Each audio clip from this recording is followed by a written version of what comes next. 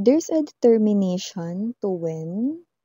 Meron ditong mataas ang kagustuhang magwagi or manalo with the Six of Wands and the Ace of Wands energy. Let me see.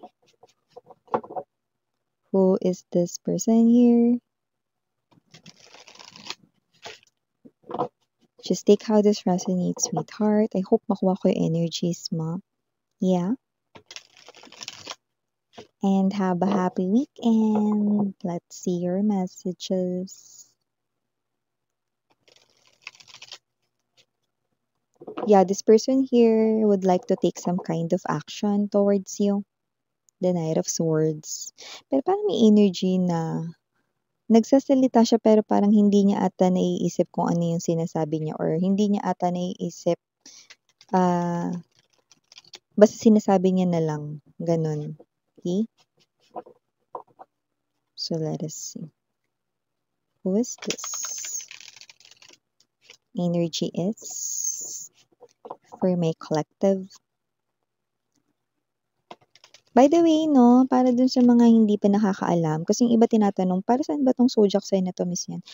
Kapag collective mga mahal, no, ibig sabihin kahit anong zodiac sign mo, pwede kang makinig at manood. Basta kuhain mo lang yung mga mensahe, no, na pwede for you. Pero kung hanap mo talaga is reading per zodiac sign, nasa kabilang channel, no, meron tayo dun talaga. Alright?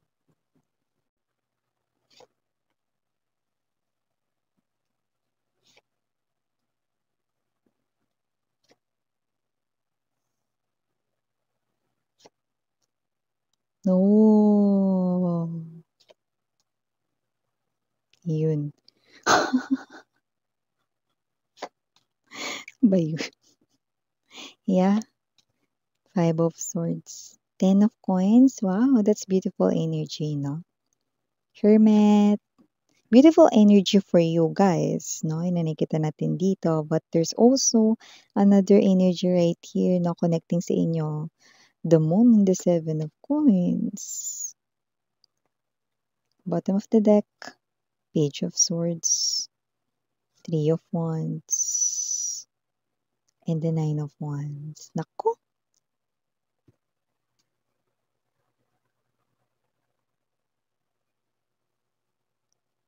So, hi and hello there, collective. My name is Yan. Welcome new subscribers, returning buyers. Thank you sa inyong walang sawang love at support for me. At kung hindi mo pa alam, mayroon pa tayong other channel, no? Ang main channel natin, The High Priestess, no?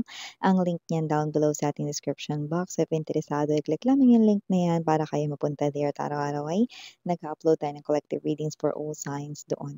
At yun yung lahat ng gender dito sa babae, lalaki, LGBT, lahat ay welcome. Pwede niyo pong i-switch yung mga roles dahil possible talaga magkapalit-palit po kasi general reading ito.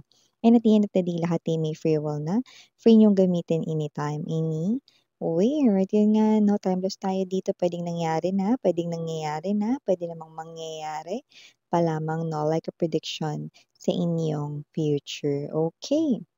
But I do see, no, from the looks of this, it looks like this is your ex right in here, no, na may energy rito mga babes, no, na posibleng alam niya na pwedeng kayo ay naka-move on na, naka-move on na, yung iba naman sa inyo may kausap na kayong bago, yung iba naman sa inyo meron ng someone special sa inyo, whether kayo na or hindi pa nung tao na yun, no, pero yung iba, no, pwedeng kayo ay nasa loob na ng isang relationship, 'no. Alam niya 'yan, yung iba puwedeng ikinasal na kayo sa bago, 'no. Alam niya lahat ng 'yan, 'no, pero may mensahe itong ex ninyo sa inyo, 'no. Uunahin ko na yung pinaka nakukuha ko dito with the Two of Coins energy, King of Wands right in here, okay. Your person, sabihin mo lang daw sa kanya na hindi ka masaya sa taong 'yan, 'no. Eh, masaya ka. Kaya natawa ako. With the Queen of Coins energy at hindi ka lang masaya, gusto mo talagang magstay talaga with this person for life. At nakikita natin dito that with the Queen of Coins energy, no, nakikita ko rito that you are now faithful with the new love, with the new person right in here. Iba sa inyo, kakabanggit ko lang, pwedeng meron na kayong kausap na iba, pwedeng hindi pa kayo ng tao na yan, pero may special connection na kayo. Yung iba naman, pwedeng MU na kayo, mutual feelings, ganun na, no? Mutual understanding. Yung iba naman, naman puwedeng kayo na talaga, may relasyon na kayo ng bago 'no, at yung iba naman puwedeng kayo ay kasal na sa kanya or ikakasal na sa kanya 'no. So, nakikita natin dito medyo better ang inyong ex 'no, at mukhang panay spy ito sa inyo, Seven of Cups energy. Nakita din natin dito that this person right here 'no, ramdam na ramdam niya 'no, ang pagkatalo niya rito. With the Five of Swords energy 'no, this person feels like that he or she is a loser. Yan, makikita natin dito. Sabihin mo lang daw sa kanya na hindi ka masaya sa bago 'no, sabihin mo lang sa kanya na ikaw ay merong nararamdaman rito na kakaiba, na parang may ginagawa na hindi maganda yung bago 'no, sa inyo 'no, and yeah, lahat ng yun mga babes 'no ay talaga miss yan coming from him. Coming from her, wow, siya pa talaga nagsabi nun 'no? Siya pa talaga yung may ganang magtanong nun 'no? Well, I do see that this person right here 'no, well, my cards never lie naman 'no? Kasi nakikita natin dito this person is really hurt 'no, na nasa piling ka ng iba, yun nakikita natin dito ano, kasi maybe you really found love after this, painful separation or painful breakup with this person 'no, na nagtatanong niyan talaga ngayon, talaga namang may gana pa siyang itanong yan 'no. Yung iba hindi yan direktang tinanong sa inyo 'no, pero sa isip niya kinakausap niya yung sarili niya na parang, "Sana sabihin sa'kin ni Collective 'yan 'no, kung sino man yung nakshis ko na nakikinig ngayon, ikaw na nanonood ngayon 'no, gamit ang iyong handphone, cellphone, notebook, computer, laptop 'no, at kung ano-ano pang gamit mo rito, desktop 'no, okey? Ikaw ang, um iniisip ng iyong ex dito 'no, sabihin mo lang daw na hindi ka masaya sa bago 'no, at ikaw ay kanya ritong babawiin 'no. Ayan, nakakita ko dito ng mga maaaring magpamewang, 'yan mga babes 'no, magpamewang. Anong sabi mo? Coming from you, 'yan 'no, ganyang pamewang mga babes 'no, super happy ako sa bago, super kontento ako 'no, hindi ko 'to naramdaman sa piling mo, 'yan 'no, you're talking here with your ex 'no.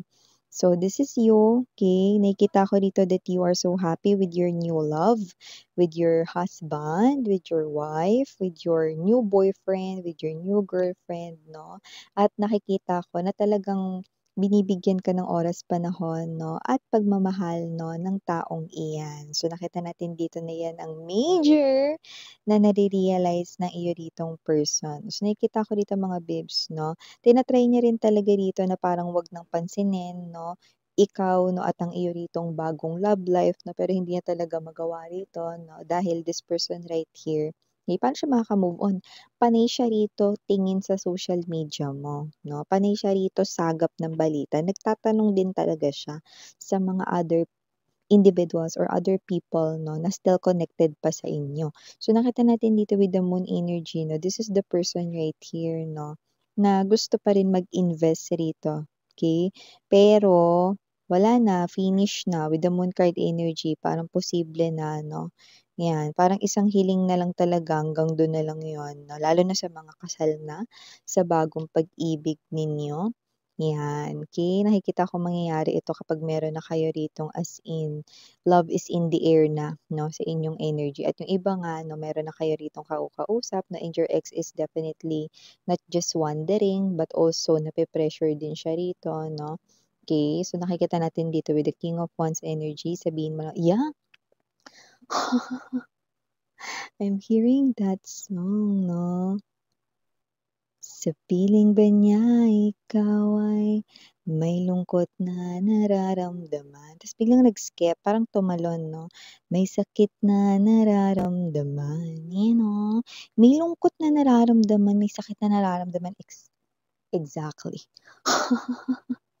I do see that this person right here is someone 'no, na talagang alam mo yun 'no, okey, alam mo yung energy na gusto niya dito maka-receive ng something 'no, makarinig ng hindi magandang feedback mo doon sa bagong pag-ibig mo 'no, para umeksena siya. Pero it looks like wala na siya ritong puwang or lugar sa puso mo 'no, dahil hindi ko nakikita na sasaktan or sinasaktan ka ng bagong pag-ibig mo, okay?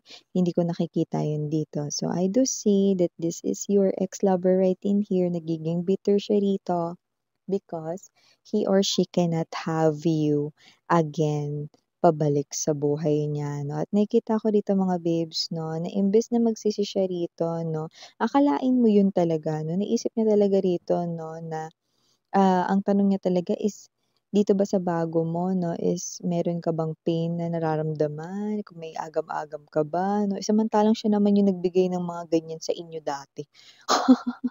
Yung sakit ng ulo, yung hindi kayo makatulog 'no, hindi kayo makapagpahinga, hindi kayo makapag-relax 'no, kahit hindi sa gabi 'no, okey. Dahil nga siya yung person ninyo 'no, maaaring may mga sneaky siyang mga ginagawa, mga behaviors na hindi tama 'no. So, nakita ko that you are really trying to balance here yourself, your energy 'no, nung ka-connect mo pa ang ex mo. Kaya napapatanong ka rito na, wow, coming from him or her, Miss Yan, yeah, definitely, okay. Actually, yun din tanong ko sa kanya 'no, galing talaga sa'yo. Galing talaga sa'yo, yan 'no. Well, I do see that this ex of yours ay talaga naman 'no, na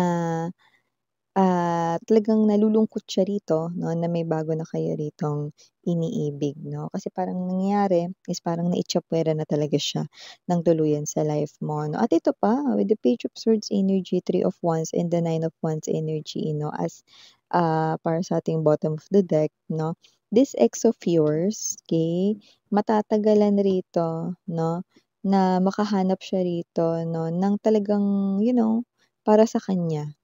Dahil matagal-tagal siya ritong masa-stuck sa inyo, 'yun ang nakikita ko dito. Matagal-tagal siya rito bago siya rito maka-move on sa inyo, okey. Kaya kahit na kung sino man yung taong nakatakda para sa kanya 'no, hindi makalapit sa kanya dahil yung energy niya 'no is nakakapit pa rin 'no, na parang tarsier sa inyong energy, that's why 'no. So, nakikita ko rito 'no, na itong tao na 'to 'no, na lumalabas bilang ex mo, okey. This person here is someone 'no, na alam mo yung energy na hindi niya nare-realize rito yun, na siya yung mga may mali sa inyo dati 'no. Ang nakikita ko rito is parang ba't hindi na lang kasi parang kalimutan ang lahat, 'yan 'no, magsimula ulit 'no. Parang ang energy nun hindi niya ina-acknowledge yung mga mali niya, which is hindi yun yung gusto mo. Because ang gusto mo dito with the Ten of Coins energy 'no, Seven of Cups and the Queen of Coins, i-admit niya na mali siya 'no, na may pagkakamali or kasalanan siya sa inyo 'no. Hindi yung ganito 'no, na wala man lang ritong sorry, wala man lang ritong hihingi ng pasensya or tawad sa inyo 'no. Ang gusto niya kasi dito, borado na lahat, makalimutan ng lahat, magsimula tayo ulit, gano'n. Pahabol, yeah, kung sino man 'tong energy na 'to, I do see 'no, talaga naman 'no. At the end of the day, talaga namang yung pag-uugali niya is gano'n pa rin ano 'no, collective 'no. Kilalang-kilala niyo talaga na ganito ugali ng person niyo 'no, 'yan, Alam niyo kung kapitbahay niyo ako 'no, hindi ako parte ng relasyon niyo pero mabubwisit din ako dito,